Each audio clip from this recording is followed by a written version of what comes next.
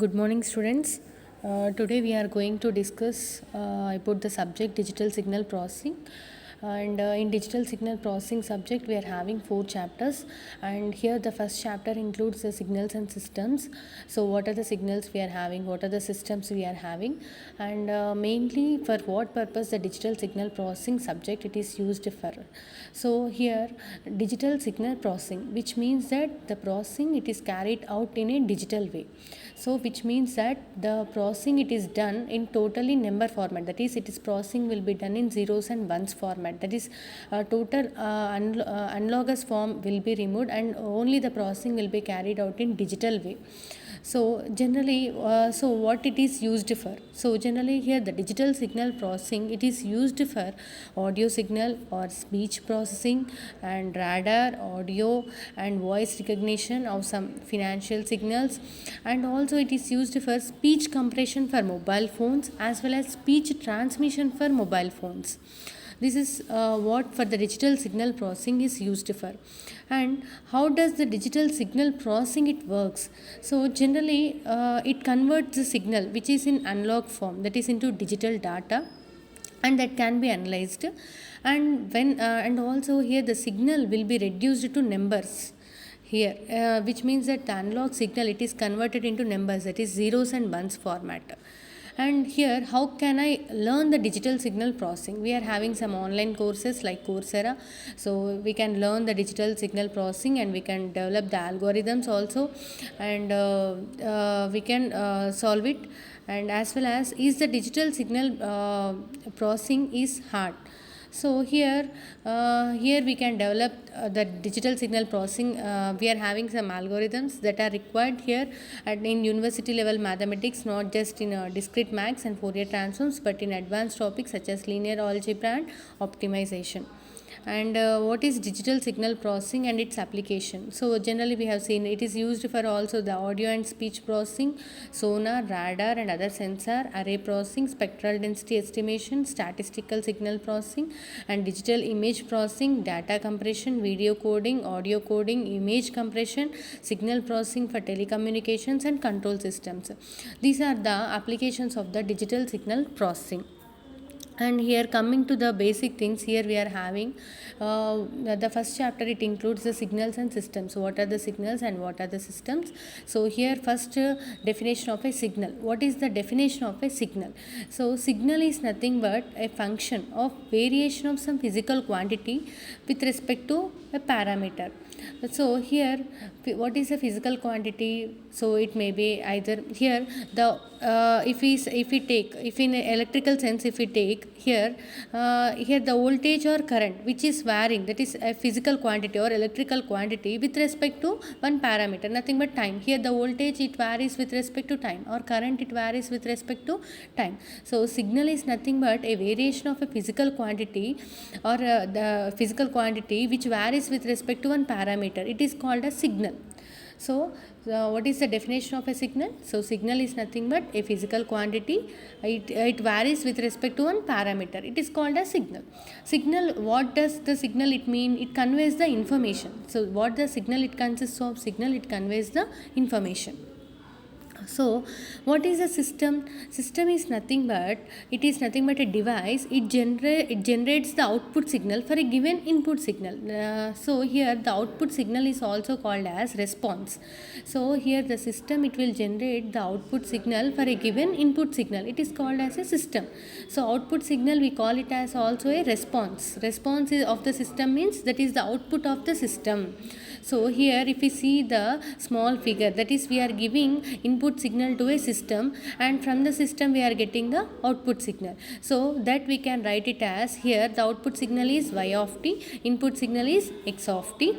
So here we can write as y of t is equal to transformation of x of t. Capital T it indicates the transformation. So y of t is equal to transformation of x of t. That is nothing but here the system it indicates what it generates it generates output signal for a given input signal on a transformation. So here also we are providing the relationship between the input and output signals. If the system is providing the relationship between the input and output signals, and also here we are having some examples of signals and the systems. That is, if we see the signals examples, like we are having some sound signals, temperature signals, heat signal, etc.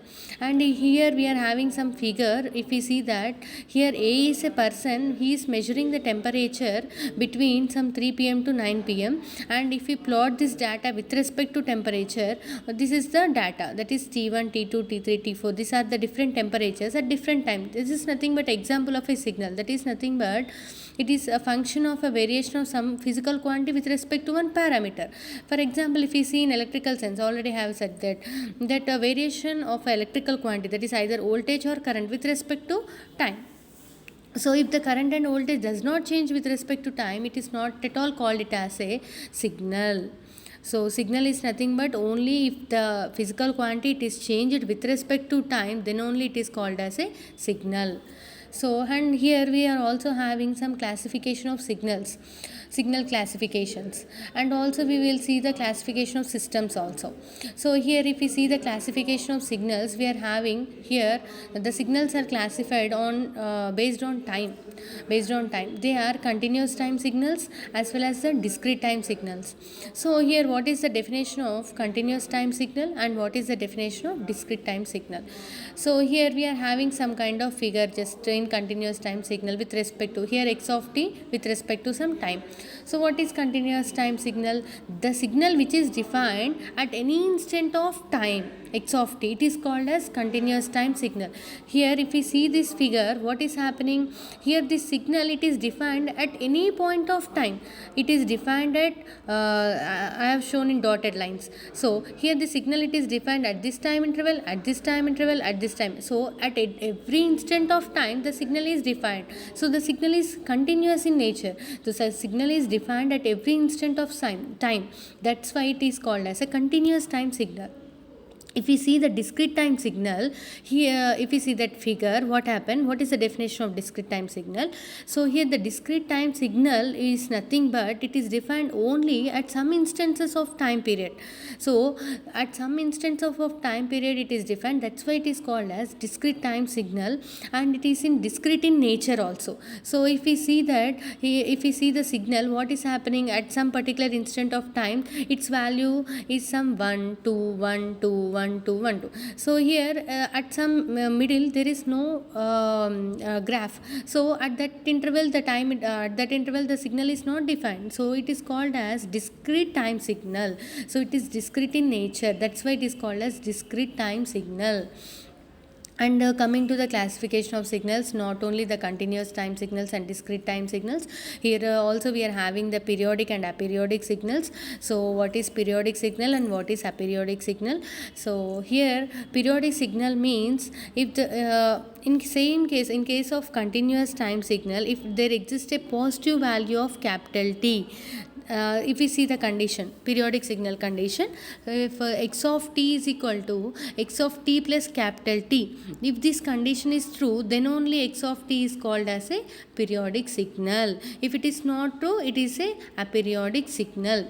See here for a discrete time, here if we see for continuous time we are having the condition x of t is equal to x of t plus capital T. In discrete time, if we see, we are having x of n is equal to x of n plus capital N. So this is a for discrete time signal. So if it is not true, it is a aperiodic signal. If it is true, if it is a periodic signal. So here if we see the periodic signal and aperiodic signal, what happened, the signal structure, it does not repeat with time, it is a aperiodic signal. If the signal structure it repeats with the time, it is called as a periodic signal. If the signal structure it does not repeat with the time, what happened, it is a aperiodic signal. And next, if we see the random and deterministic signal. So what is random signal? In the name itself, the signal is will be in random in nature. So the signal which is not defined by any mathematical function, it is called as random signal. For example, noise signal is the simple example. And if the signal it is determined with some mathematical function, it is called as a deterministic signal. The name itself deterministic, so it is determined. So for example, square wave, sine wave, cos waves, triangular wave, anything, the signal which is determined by some mathematical equation, it is called as a deterministic signal. And coming to another signals, we are having energy and power signals. So what is energy signal and what is power signal? If we see the energy signal, it is defined in a discrete nature. E is equal to summation n equal to minus infinity to infinity x of n modulus of x of n whole square. So here this is what the energy signal representation.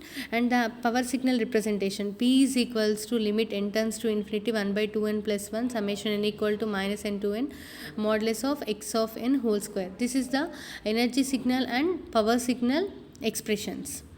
So here a signal, it is said to be energy signal only if the total energy of the signal is finite. If the total energy of the signal is said to be finite, then only that signal is said to be energy signal, and for the energy signal the power equals to 0. And similarly, when the signal is said to be a power signal only if the average power of the signal is finite. If the average power of the signal is finite, then the signal is said to be a power signal.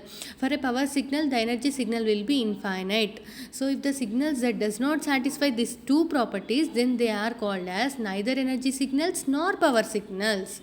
These are the definitions of energy and power signals. And what is the definition of analog signal and digital signal?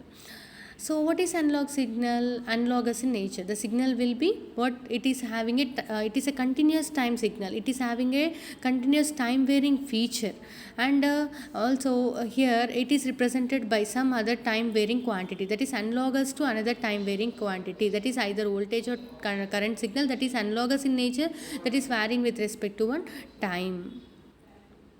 Here in continuous time signal, what happened, the x of t take any value from interval minus infinity to infinity. So from minus infinity to infinity, this continuous time signal will be defined at any interval of time. That's why it is called as continuous time signal, and that is called as analog signal.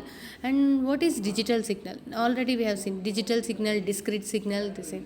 It uses the discrete values to represent the information. So here the information represented by discrete values, that are nothing but numbers or letters, anything. So here the information in analogous signals is represented by sounds and images. Analog signals లో ఉన్నాయేమో sounds, images లాగా represent చేస్తాం, whereas digital signals అయితే numbers and letters లాగా represent చేస్తాం. These are the basic signals we are having. Once go through the notes.